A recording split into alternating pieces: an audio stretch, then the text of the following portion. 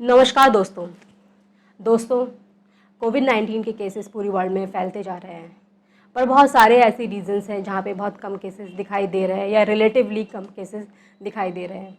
जैसे African continent में 1 million cases भी क्रॉस नहीं हुए हैं। एक्सपर्ट्स का मानना है कि शायद ये अंडर रिपोर्टिंग की वजह से हो रहा है। यही आज का हमारा टॉपिक है। इकोनॉमिस्ट ने इस पर एक आर्टिकल भी लिखा है जिसका टाइटल है 1 million and not counting. South Africa world के सबसे 5th नंबर के हाईएस्ट केसेस मिले हैं यहाँ पे रिपोर्टेड केसेस। और अगर कॉन्टिनेंट की बात करेंगे तो 53% कन्फर्म केसेस और 43% डेथ्स कोविड-19 की वजह से जो हुई है वो साउथ अफ्रीका से हैं। पर इसका मतलब ये नहीं है कि बाकी जो अफ्रीकन कंट्रीज़ है वहाँ पे कोविड-19 नहीं फैला हुआ है। इसका शायद एक रीज़न ये हो सकता है कि यहाँ पे अंडर रिपोर्टिंग की वजह से केसेस कम दिखाई दे रहे हैं। 5 अगस्त को African centre for disease control and prevention, जो कि एक पब्लिक हेल्थ बॉडी है, उसने रिकॉर्ड किया कि अफ्रीका में 9,92,000 से ऊपर केसेस है कोविड-19 के, और नेक्स्ट मंथ में ये 1 मिलियन को पार कर जाएंगे। पिछले 5 साल में 500,000 केसेस हुए हैं और नेक्स्ट 500,000 सिर्फ एक महीने में हुए हैं। रियलिटी शायद कुछ और ही है। काफ़ी वीक्स पहले ही 1 मिलियन लोग अफ्रीका में केसेस क्रॉस कर गए हैं।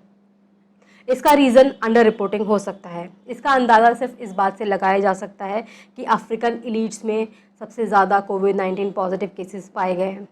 साउथ सूडान की बात करेंगे तो यहाँ 5 में से 3 वाइस प्रेसिडेंट कोविड-19 के पॉजिटिव हैं। बुरुंडी के फॉर्मर प्रेसिडेंट भी कोरोना की वजह से मरे थे, उनकी डेथ हुई थी। जिम्बाब्वे के एग्रीकल्चर मिनिस्टर हैं, उनकी डेथ भी कोविड-19 की वजह से ही हुई थी। पैची डेटा होने की वजह से अफ्रीका की सिचुएशन का एक सही से अंदाज़ा लगाना बहुत ज़्यादा मुश्किल है। जैसे जैसे इकॉनमी बढ़ रही है, ओपन हो रही है, वैसे वैसे केसेस भी बढ़ते जा रहे हैं।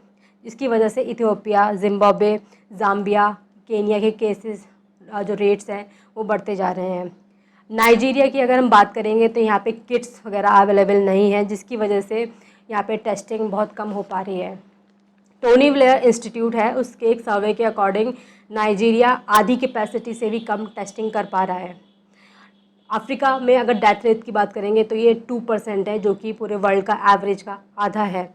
पर इसका रीज़न शायद ये हो सकता है कि यहाँ पे डायग्नोसिस बहुत ज़्यादा डिले हो रहा है। और एक रीज़न ये भी हो सकता है कि बहुत कम अफ्रीकन कंट्रीज़ हैं जो कॉज ऑफ डेथ के रिकॉर्ड को मेंटेन करते हैं। जैसे साउथ अफ्रीका की अगर हम बात करेंगे तो यहाँ पे ऑफिशियल जो डेथ की टैली है वो 9,298 है। पर 5 अगस्त को मेडिकल रिसर्च काउंसिल ने ये नोट किया कि 6 मई से 28 जुलाई को जो साउथ अफ्रीका में जो डेथ्स हुई थी उससे 28,329 डेथ्स नेचुरल केसेस की कम अगर बात करेंगे तो उसमें इतनी डेथ्स एक्स्ट्रा हुई हैं, जो कि शायद कोविड-19 की वजह से हो सकती है। पर इन सब के बावजूद कुछ लोगों का मानना है कि अफ्रीका के पास 2 एडवांटेजेस हैं। एक, वो रूरल एरिया जो है उनका रिलेटिवली आइसोलेटेड है, जिससे ट्रांसमिशन कम हो सकता है। दूसरा, कॉन्टिनेंट में ज़्यादा यंग लोग हैं, 65 की एज से ऊपर के लोग अफ्रीकन कॉन्टिनेंट में पूरी वर्ल्ड के कंपैरिजन में सबसे कम है। पर इसका भी कुछ लोग काउंटर आर्गुमेंट ये देते हैं कि अफ्रीका में जो रूरल एरिया है और टाउन्स हैं वहाँ पे ऑलरेडी केसेस मिल चुके हैं, जिसकी वजह से जो ट्रांसमिशन होगा वो ज़्यादा इंक्रीज़ करेगा।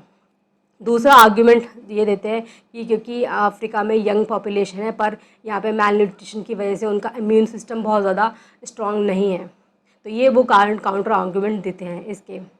ये था आर्टिकल के बारे में। अगर ये वीडियो आपको अच्छा लगता है तो इसे लाइक कर सकते हैं, शेयर कर सकते हैं, चैनल को सब्सक्राइब कर सकते हैं।